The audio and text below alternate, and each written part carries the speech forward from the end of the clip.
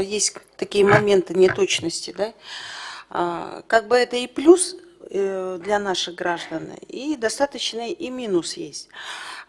Здесь вот мы говорим о том, что вообще этого срока давности не будет, да, в том плане, что вот 10 лет мы убираем, но при этом каждый все равно должен доказывать уважительность причины, правильно, да, Нургуляем?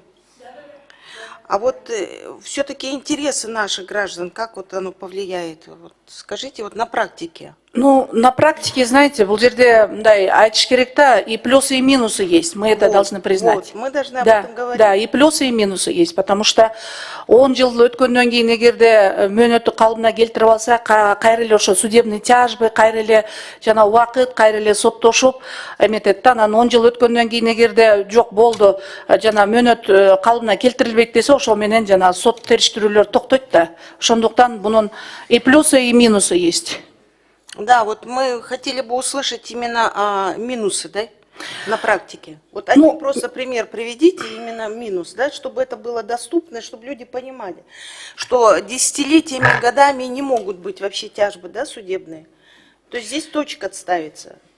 Жана министрдин орун басары айтып кетпедиби Гүл Ахматкуловна, бул жерде жанагы убагында туура эмес приватизация болуп, соцобъектилерге байланыштуу жерлер же дагы башка бир моменттер болуп калган депчи. Ошондой моменттерде, ошондой мисалдарда в основном прокуратура органдары кайрылып атат в интересах государства депчи.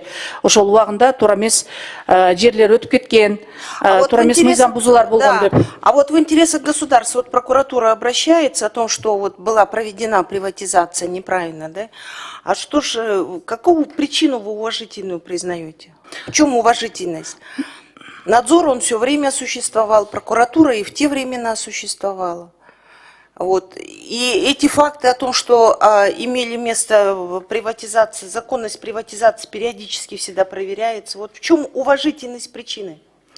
А не бывает, что во время проверки узнали или граждане обратились с заявлением, вот они тогда вот во время проверки они узнали, что были нарушения, вот тогда и они обращаются. Но не во всех случаях им восстанавливаем.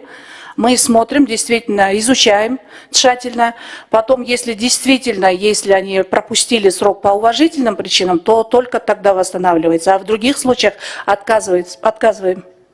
Ну, есть факты отказа, да? Конечно. Все, спасибо.